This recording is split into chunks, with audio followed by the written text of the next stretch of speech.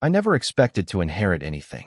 Not a house, not a car, and certainly not a sprawling ranch with a 900-acre lake, tucked away in the hills. It was the last thing I thought would come my way, especially after years of being disconnected from my family. But when my uncle passed away unexpectedly, the property was left to me, his estranged niece. My surprise at the inheritance quickly turned into a mix of excitement and dread. A lake ranch meant I could escape the chaos of city life, right? What I didn't know was that someone else already had plans for it. The day I drove up to the property for the first time, I was stunned. The rolling hills stretched endlessly in every direction, the quiet lake glimmering in the sunlight. The ranch was beautiful, no doubt about that.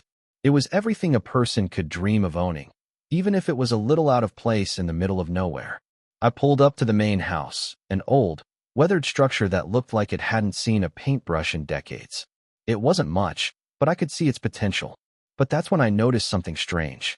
A giant, modern mansion was looming in the distance, at the edge of the property, like an alien ship that had crash-landed in the middle of an untouched wilderness. The place was massive, sleek, with floor-to-ceiling windows that sparkled in the sunlight. Who would build such a monstrosity on land this remote? That's when I saw her. The woman standing on the mansion's patio, hands on her hips, surveying the land like she owned it. I recognized her face from the neighbor's gossip, the infamous Karen of the neighborhood, Cheryl Stanton. I later found out that Cheryl had somehow gotten her hands on a large portion of the land surrounding my ranch. She had convinced the HOA to rezone it for exclusive residential development, despite the fact that the land was supposed to remain agricultural. Cheryl, with her perfect manicured lawn and her luxury SUV, had built her dream home right in the middle of my uncle's property. She'd always been a problem for anyone who dared live around her. The rules were hers to bend or break, and God help you if you didn't comply with her vision for the neighborhood. I was about to find out just how far she was willing to go. I didn't know what to expect when I first walked into the HOA meeting.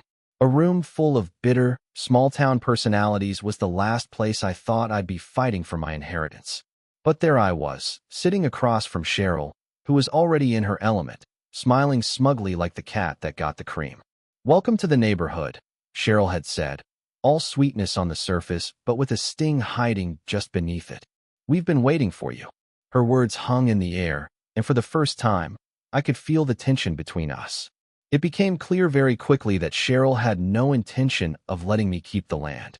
She'd claimed that she had purchased the rights to build on my uncle's property years ago. A series of legal documents, all signed under questionable circumstances, had given her the go-ahead to build that monstrous mansion. She had every intention of expanding her empire, taking over more of the lake ranch until she owned it all. I had never seen a more entitled person in my life. But Cheryl didn't know one thing. My uncle wasn't the type to leave things unguarded. He'd left me the ranch with a detailed will, including instructions on how to preserve it for future generations. He had been meticulous about protecting the land from developers like her. I hired a lawyer, someone who specialized in property disputes. The lawyer dug into the documents Cheryl had presented, and we quickly found discrepancies. The land Cheryl had claimed to buy wasn't hers. It was mine. She had built her mansion on stolen land, under the false belief that no one would challenge her. And I was about to make sure she paid for it. The legal battle began almost immediately. Cheryl hired her own top-tier lawyer, one who was known for getting people out of sticky situations. But that didn't faze me. What I had on my side was something she didn't: rightful ownership of the land, a will that couldn't be ignored, and an unshakable determination. Still, Cheryl wasn't going to give up without a fight. Every encounter with her felt like a battle. She had started showing up at the ranch, flaunting her mansion like it was the crown jewel of the neighborhood. She'd even put up signs that said, "Exclusive resident, not for sale," as if she was the queen of the land. I knew I couldn't let her intimidate me. Every time she showed up, I stood my ground. But it was getting exhausting. The petty disputes, the neighborly gossip, the constant reminders that Cheryl wasn't going anywhere without a fight. Then one day it happened. I was walking through the ranch, inspecting the land, when I heard a car pulling up behind me. It was Cheryl, of course, but this time, something was different. She wasn't smiling. Her face was flushed with anger. "You don't get it, do you?" Cheryl's voice was sharp, and she had that look in her eyes, the one that made it clear she was about to blow up. This land was never meant for you. It was supposed to be part of my dream. She stormed up to me, hands shaking with frustration.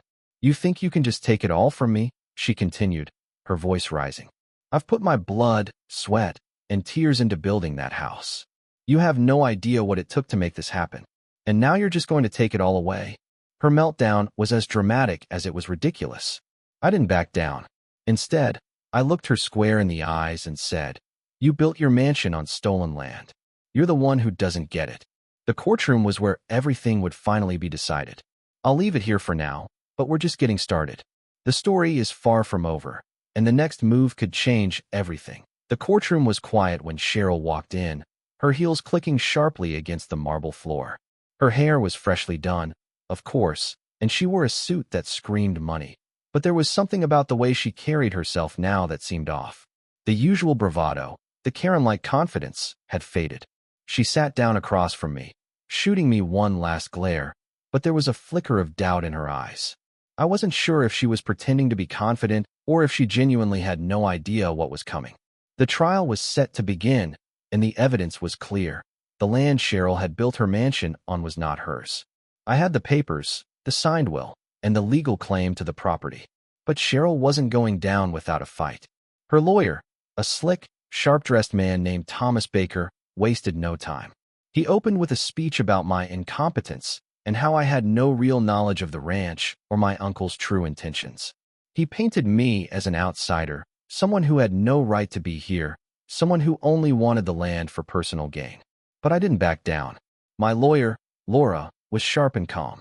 She knew the land better than anyone and had already uncovered all of Cheryl's illegal dealings.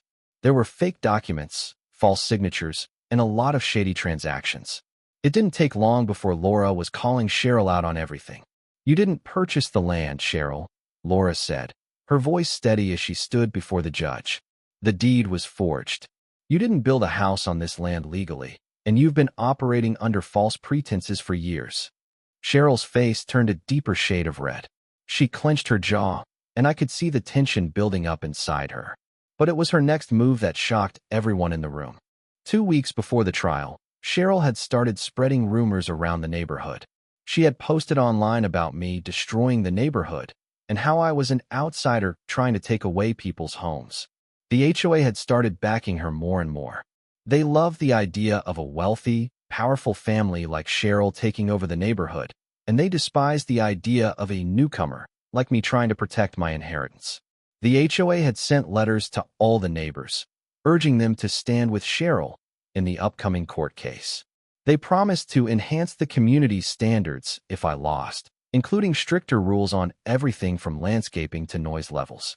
They painted me as the villain, the one threatening the neighborhood's peace and order.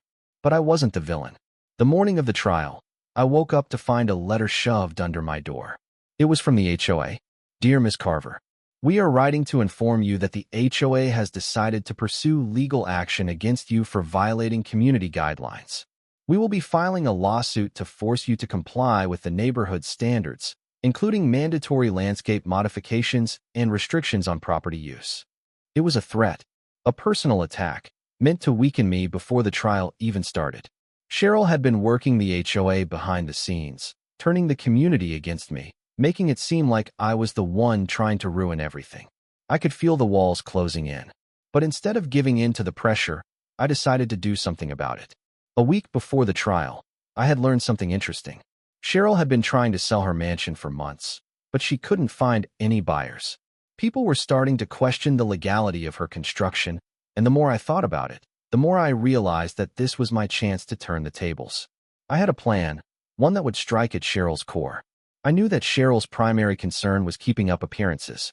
She couldn't afford to have her mansion lose value, not after everything she'd put into it. She needed the property to be seen as exclusive and untouchable. So, I did what any reasonable person would do. I leaked a story to the local press about the ongoing legal battle. I made sure they knew about the forged documents and the illegal construction. The next day, the headline read, Luxury mansion built on stolen land faces legal battle. Will this HOA Karen lose everything? The phone calls started immediately. Neighbors I hadn't spoken to in years began to reach out, some of them apologizing for their earlier stance, others simply expressing shock at Cheryl's audacity. The media coverage only escalated, with local news outlets showing up to the courthouse, hungry for more drama. And then, just as I thought things couldn't get worse for Cheryl, it did. The morning before the trial, Cheryl was served with a cease and desist order from the county. Apparently, the county had been investigating her mansion for building code violations for months. They had failed to notify her until now, but the building was considered unsafe and in violation of multiple zoning laws. Cheryl was not only facing me in court, but now she was dealing with the full force of local government. When the trial finally began, it was clear who had the upper hand. Cheryl's lawyer stumbled over his arguments, trying to cover up the building code violations and the illegal construction. Laura and I didn't need to say much. The facts spoke for themselves. Cheryl's mansion, built on stolen land, was now a symbol of her greed and entitlement. The judge, who had been listening to the case intently, finally spoke. "I've heard enough. The evidence is clear. This property was unlawfully taken, and the construction on it is in violation of multiple laws. The court will adjourn for deliberation." As I sat there, my heart pounding, I knew this wasn't over. The tension was still high, and Cheryl wasn't going to let it go without a fight. But the ball was in my court now. She had pushed too far, and now the entire community knew what she was really capable of. But just as I was about to leave the courthouse, Cheryl approached me, her face twisted with fury. "This isn't over," she hissed. "You think you've won, but you haven't. I still have power. I still have connections." I smiled, knowing she was bluffing. "We'll see, won't we?" And with that, I walked away, leaving Cheryl to stew in her own desperation. But as I left the courthouse, a strange feeling crept over me. The battle wasn't over, not by a long shot. Cheryl might have lost the first round, but she wasn't someone who would give up easily. I could feel it in my bones. This was only the beginning, and I wasn't about to let her take anything else from me. The days that followed the courtroom showdown felt surreal. The press coverage had only intensified, and Cheryl's precious mansion was quickly becoming a symbol of her downfall. What once seemed like an impenetrable fortress of wealth and power now stood as a testament to her arrogance and the length she had gone to in order to bully her way into owning something that didn't belong to her. But while the media had its field day, the tension in the neighborhood only grew. Cheryl wasn't one to go quietly into defeat. She was now, more than ever, determined to hold on to her empire. She began to act out, lashing out at anyone who would listen. One evening, as I was sitting on the porch of the old ranch house, a truck pulled up. I didn't recognize the vehicle, but I could see Cheryl's face pressed against the window. It was a fleeting moment, but the anger in her eyes was unmistakable. I had been expecting something like this. I knew she wouldn't just roll over. She stepped out of the truck, her usual smug expression replaced by one of quiet fury. "I'm not done yet," she said through gritted teeth. "You think you've won? You don't know how far I'll go." The threat hung in the air, but this time, it didn't rattle me. I had spent weeks thinking about how to handle this, how to finally end her reign of terror. The moment I had been waiting for was drawing near, and I was prepared. A few days later, Cheryl's lawyer called. His voice was tight with frustration, clearly realizing that things weren't going in their favor. "Ms. Carver, we understand the ruling from the court, but my client is asking for a final settlement," he said. "She's willing to offer you compensation to let this go. You know, a reasonable agreement." I could practically hear Cheryl's voice in the background, pushing her lawyer to make the call. "No deal," I replied firmly. "You took something that wasn't yours, and you're not getting away with it." The silence on the other end was palpable before he finally hung up. Cheryl had been used to getting what she wanted, and I knew she wasn't going to give up easily. But the court ruling had made things crystal clear. She was on the losing side now, and there was no amount of money or manipulation that could change that. It wasn't long before I got the call that would set everything in motion. The county had officially declared Cheryl's mansion an unsafe structure. It wasn't just about zoning violations anymore. The building code violations were far worse than anyone had realized. The foundation was unstable, plumbing was improperly installed, and the electrical system was a fire hazard. The county wasn't just going after her for illegal construction, they were demanding that the mansion be torn down. Cheryl had been served with the demolition notice that morning. That afternoon, I took a walk to the edge of the property, overlooking the lake. The wind had picked up, and the trees swayed gently in the breeze. I had spent so many sleepless nights here, agonizing over what to do next. It felt strange, finally seeing this through. It wasn't just about the ranch anymore. It was about standing up for what was right. As I stood there, the sound of heavy machinery echoed across the property. I turned to see a group of workers arriving, trucks pulling up, their equipment ready. I wasn't sure how I felt in that moment. There was no joy in seeing Cheryl lose everything. She had always been the type of person who believed that money could solve every problem, that power would keep her untouchable. But in the end, it wasn't her wealth or her connections that mattered. It was the truth. Cheryl was out of options. It was a strange, almost bittersweet moment when the workers began to tear down the mansion. The once pristine facade of her dream home came crashing down, the sound of destruction reverberating through the air. For all her bluster, all her entitlement, it had come to this, the ruins of a false empire. I could see Cheryl standing on the outskirts of the property, her arms crossed tightly over her chest, her eyes fixed on the scene before her. For a brief moment, I almost felt sorry for her. Almost. But then she turned and stormed off, her heels clicking furiously against the dirt as she disappeared into the distance. The next few weeks were quieter than I expected. The neighborhood, which had once buzzed with tension, now felt oddly peaceful. Without Cheryl around to stir the pot, the HOA had lost much of its influence. People started coming together in unexpected ways. Neighbors I hadn't spoken to in years began reaching out, apologizing for their earlier support of Cheryl. It was clear that everyone had been intimidated by her, but now that she was out of the picture, things began to shift. I spent my days working on the ranch, fixing up the house, and making plans for the future. There was still a lot of work to do, but for the first time in a long while, I felt at peace. A few months later, as I stood on the porch overlooking the lake, a familiar truck pulled up. This time, it wasn't Cheryl. It was one of the neighbors, a woman named Susan, who had always kept to herself. She stepped out of her car, a warm smile on her face.